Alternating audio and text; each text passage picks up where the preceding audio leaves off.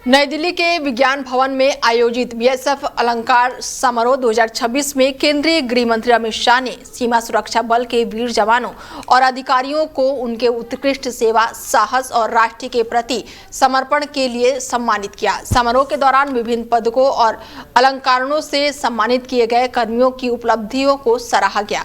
कार्यक्रम को संबोधित करते हुए माननीय अमित शाह ने कहा कि ये अलंकरण समारोह जो है अडिग कर्तव्य पथ और साथ ही राष्ट्र के प्रति पूर्ण समर्पण का प्रतीक है। उन्होंने कहा कि देश की सीमाओं की सुरक्षा में बीएसएफ की भूमिका अत्यंत महत्वपूर्ण रहती है और बल के जवान और साथ ही परिस्थितियों में राष्ट्र हित को सर्वोपरि रखते हैं और अपने दायित्वों का निर्वहन करते हुए भी उन्होंने बड़ा बयान दिया। यह अलंकरण समारोह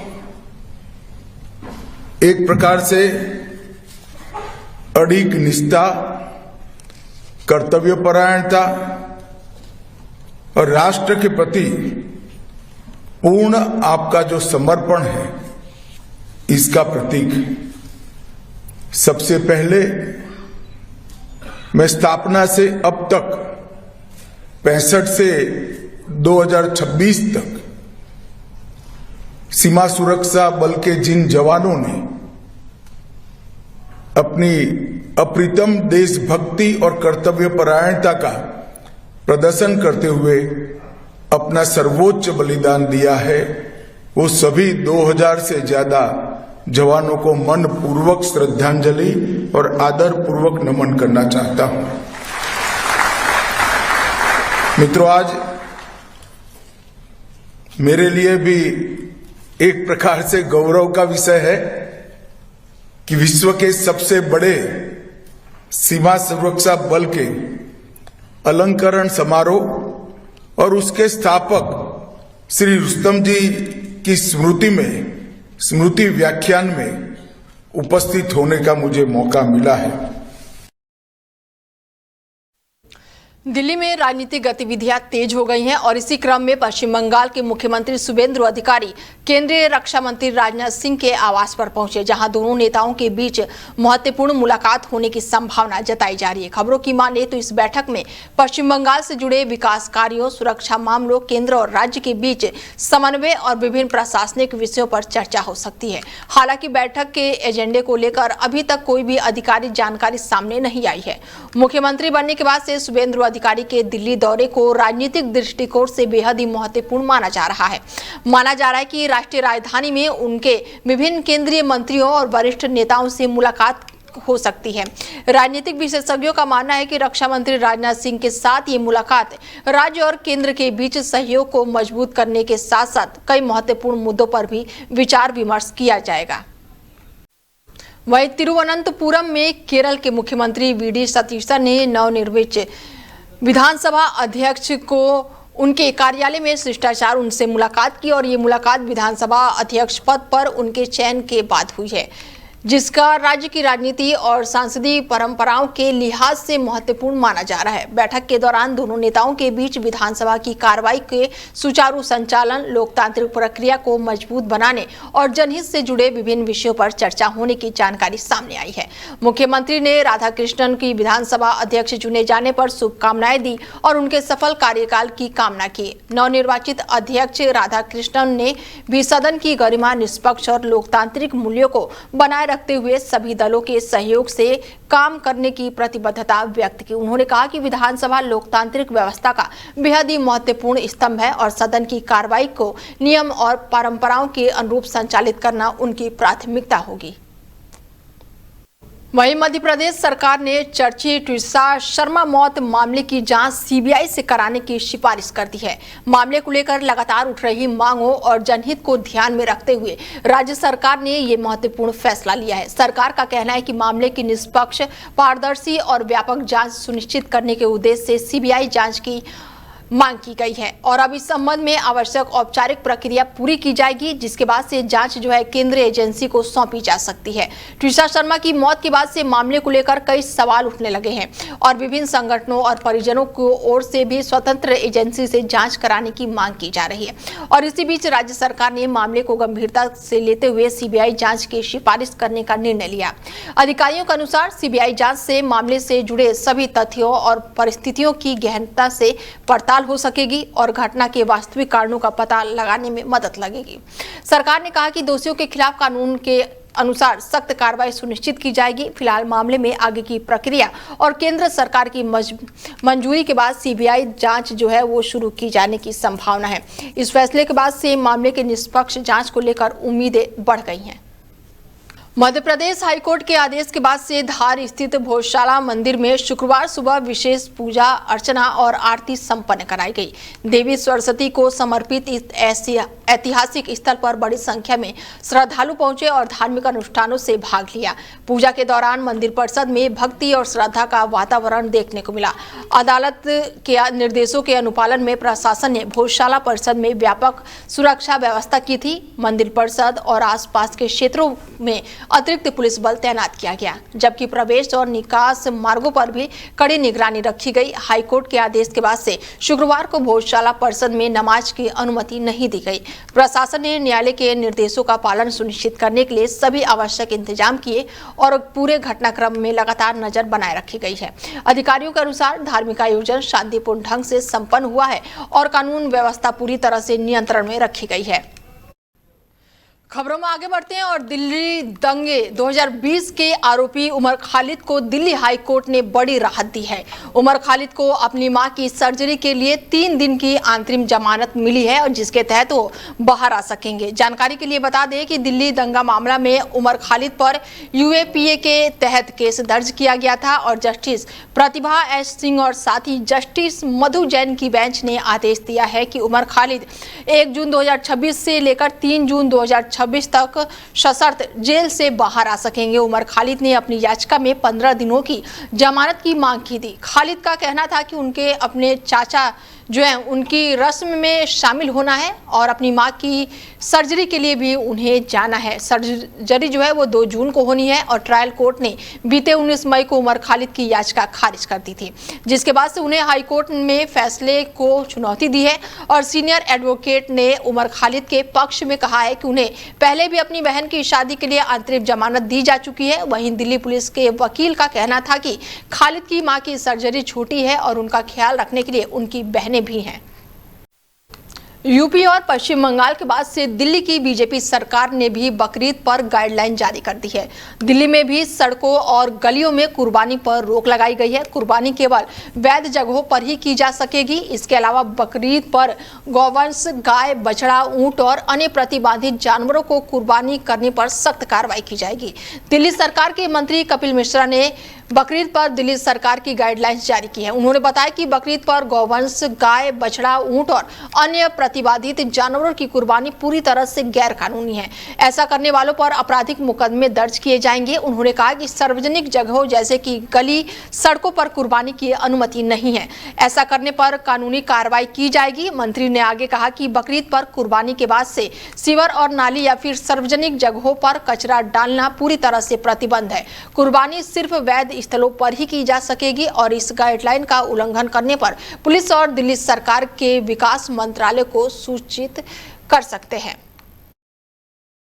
नमस्कार। आने वाले त्योहार बकरीद के लिए दिल्ली सरकार के विकास मंत्रालय के द्वारा कुछ इंस्ट्रक्शंस जारी की गई हैं जो मैं आपके सामने रख रहा हूं। बकरीद के त्योहार के अवसर पर दिल्ली में गौवंश, गाय, बछड़ा तथा ऊंट व अन्य प्रतिबंधित जानवरों की कुर्बानी पूरी तरह से गैर कानूनी है और ऐसा करने पर या ऐसा करने की कोशिश करने पर आपराधिक मामला दर्ज किया जाएगा, कानूनी कार्रवाई की जाएगी। इसी के साथ साथ सार्वजनिक स्थानों पर, सड़कों में, गलियों में, सार्वजनिक स्थलों पर कुर्बानी भी पूरी तरह से प्रतिबंधित है, इसकी अनुमति नहीं है और ऐसा करने वालों पर भी कानूनी कार्रवाई की जाएगी। इसी के साथ साथ मार्केट में जानवरों की अवैध रूप से खरीद फरोख्त करना, सड़कों में गलियों में मार्केट लगा के पशुओं को बेचना, खरीदना, यह भी पूरी तरह से गैर कानूनी है, इसकी अनुमति नहीं है। और इसके साथ साथ कुर्बानी के बाद नाली में या सीवर में या सड़क में खून को बहाना, वेस्ट को सीवर या नाली में डालना, यह भी पूरी तरह से प्रतिबंधित है। कुर्बानी केवल वैध स्थलों पर, निर्धारित स्थलों पर ही की जाए और खरीद फरोख्त भी केवल वैध तरीके से वैध स्थानों पर जहां पर अनुमति है वहीं की जाए। इन गाइडलाइंस का कोई भी उल्लंघन करते हुए अगर आप पाते हैं तो आप पुलिस को सूचित कर सकते हैं, दिल्ली सरकार के विकास विभाग को भी सूचित कर सकते हैं। आने वाला ईद का त्योहार, बकरीद का त्योहार आप सबके लिए बहुत शुभ हो। बहुत बहुत बधाई। लखनऊ में शुक्रवार को जिले के करीब 70 जज साइकिल से कोर्ट के लिए रवाना हुए। पेट्रोल डीजल की बढ़ती खपत और पर्यावरण संरक्षण को लेकर जागरूकता फैलाने के उद्देश्य से यह अनोखा अभियान चलाया गया।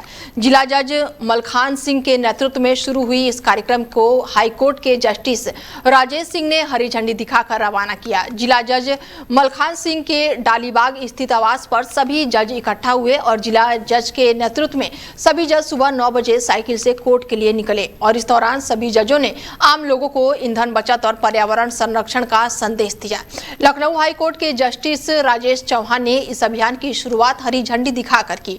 उन्होंने इसे एक सकारात्मक पहल बताते हुए कहा कि ऐसा प्रयास समाज में जागरूकता लाने के लिए बेहद ही जरूरी है।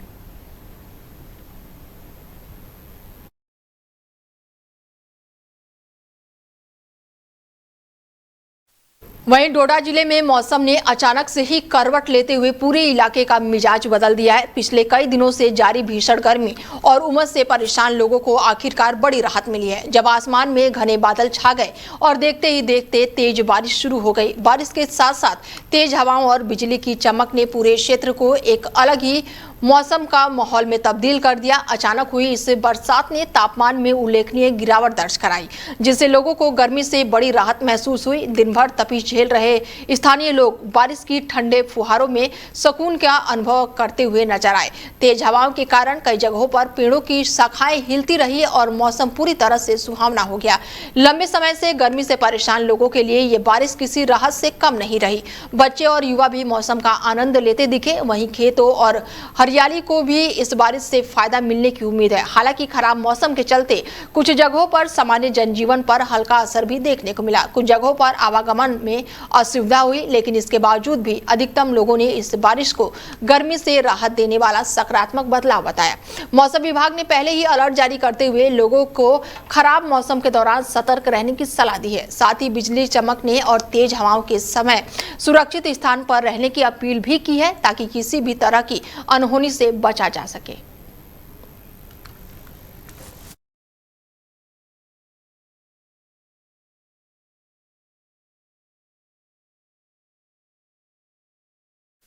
वहीं उत्तर भारत में भीषण गर्मी और लू का प्रकोप लगातार जारी है। यूपी से लेकर मध्य प्रदेश तक लोग तपिश धूप और अत्यधिक तापमान से परेशान है। मौसम विभाग ने कई क्षेत्रों में हीट वेव को लेकर चेतावनी जारी की है, जिसके चलते जनजीवन पर व्यापक असर देखने को मिल रहा है। यूपी के बांदा जिले में गर्मी ने सारे रिकॉर्ड तोड़ दिए। भारतीय मौसम विभाग के अनुसार यहां पर अधिकतम तापमान 47 डिग्री दर्ज किया गया। लगातार बढ़ती गर्मी और लू की गंभीर स्थिति को देखते हुए जिले के लिए रेड अलर्ट जारी किया गया है। तेज धूप और झुलसा देने वाली हवाओं के कारण लोग घरों से बाहर नहीं निकल पा रहे हैं और कई जगहों पर लोगों को राहत देने के लिए कूलिंग सेंटर भी बनाए गए हैं, जहां पर नागरिक गर्मी से बचाव के लिए पहुंच रहे हैं। वहीं मध्य प्रदेश में भी लू का असर लगातार बना हुआ है। ग्वालियर समेत कई जिलों में तापमान सामान्य से काफी ऊपर दर्ज किया गया है। हरदोई जिले के नवीन फल मंडी में देर रात एक दर्दनाक और भयावह घटना सामने आई है, जब मंडी के मुख्य गेट के पास अचानक से ही भीषण आग भड़क उठी। आग इतनी तेजी से फैली कि देखते ही देखते आसपास के कई दुकानें इसकी चपेट में आ गए और पूरे इलाके में अफरा तफरी का माहौल बन गया। प्रत्यक्षदर्शियों के अनुसार आग की शुरुआत देर रात हुई और कुछ ही मिनटों में लपटों ने विकराल रूप धारण कर लिया। दुकान में रखे फल पैकिंग सामग्री, लकड़ी के ढांचे और अन्य ज्वलनशील सामान ने आग को और भी भड़काऊ बना दिया। स्थिति इतनी गंभीर हो गई कि दुकानदार को अपना सामान सुरक्षित निकालने का भी मौका नहीं मिल सका। घटना की जानकारी मिलते ही स्थानीय लोग और मंडी के कर्मचारी मौके पर पहुंचे, लेकिन आग की तीव्रता को देखते हुए तुरंत ही दमकल विभाग को सूचना दी गई। कुछ ही देर में फायर ब्रिगेड की कई गाड़ियां मौके पर पहुंची और कड़ी मशक्कत के बाद आग पर किसी तरह काबू पाया गया।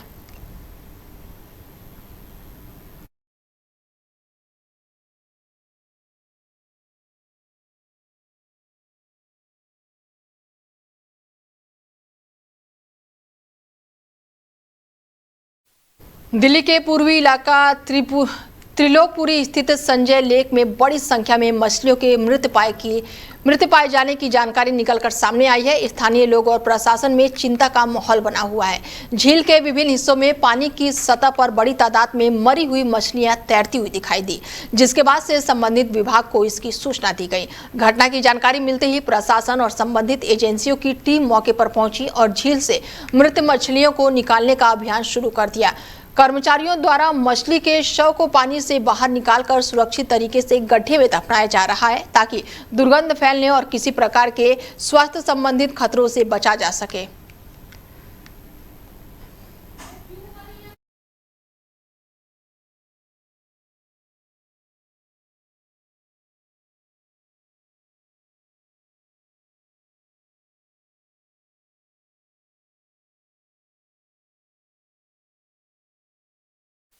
भारत के अंतरिक्ष इतिहास में एक और गौरवपूर्ण अध्याय जुड़ गया है। देश के महत्वपूर्ण चंद्रयान 3 लूनर मिशन के अंतर्राष्ट्रीय स्तर पर बड़ी मान्यता मिली है, जिसे वैश्विक वैज्ञानिक समुदाय ने एक असाधारण उपलब्धि के रूप में स्वीकार किया है। AIAA ने इस मिशन के साल 2026 का प्रतिष्ठित गोडाइट एस्ट्रोनॉटिक्स अवार्ड प्रदान किया है और ये सम्मान अंतरिक्ष विज्ञान और इंजीनियरिंग के क्षेत्र में उन मिशनों को भी दिया जाता है जिन्होंने तकनीकी नवाचार, वैज्ञानिक योगदान और मिशन सफलता के उच्चतम मानक स्थापित किए हैं। ये पुरस्कार 21 मई को अमेरिका की राजधानी वॉशिंगटन DC में आयोजित AIAA में दिया गया था। बता दें कि इस अवसर पर भारत और प्रतिनिधित्व अमेरिका में तैनात राजदूत विनय ने किया और उन्होंने ये सम्मान भारतीय अंतरिक्ष अनुसंधान संगठन यानी कि इसरो की ओर से ग्रहण किया।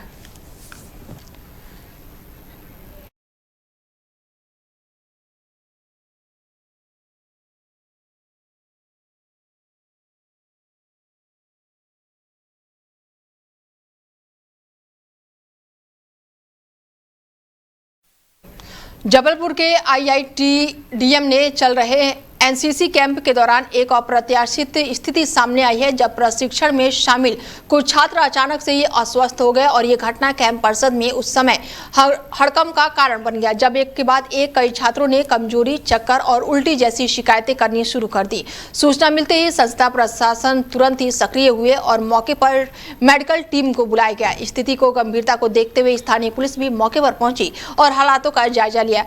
CSP सोनू कुर्मी ने जानकारी देते हुए बताया कि शुरुआती जांच में ये मामला फूड पॉइजनिंग या फिर अत्यधिक गर्मी और हीट वेव से प्रभाव से जुड़ा हुआ बताया जा रहा है। उन्होंने बताया कि लगभग 20 छात्र इस घटना से प्रभावित हुए और सभी को प्राथमिक उपचार के लिए नजदीकी स्वास्थ्य और अस्पताल में भर्ती कराया गया है, जहां पर उनका इलाज जारी है।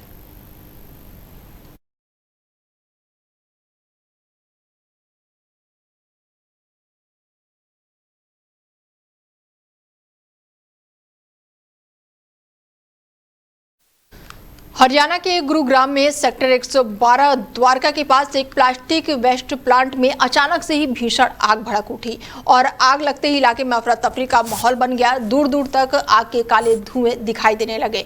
घटना की सूचना मिलते ही दमकल विभाग की कई गाड़ियां मौके पर पहुंची और आग बुझाने का अभियान शुरू कर दिया। प्लास्टिक सामग्री होने के कारण आग तेजी से फैलती रही, जिससे धुआं पूरा आसपास के क्षेत्र में फैल गया। दमकल कर्मी लगातार आग पर काबू पाने के प्रयास में जुटे रहे। सुरक्षा के मद्देनजर प्लांट के आसपास के क्षेत्रों को खाली कराया गया और लोगों को सुरक्षित दूरी बनाए रखने की सलाह दी गई। प्रशासन और पुलिस की टीम भी मौके पर पहुंची, स्थिति की निगरानी करती रही। फिलहाल आग लगने के कारणों का पता अभी नहीं चल सका है। अधिकारियों द्वारा मामले की जांच की जा रही है। फिलहाल बुलेटिन में मेरे साथ इतना ही। दीजिए इजाजत। नमस्कार।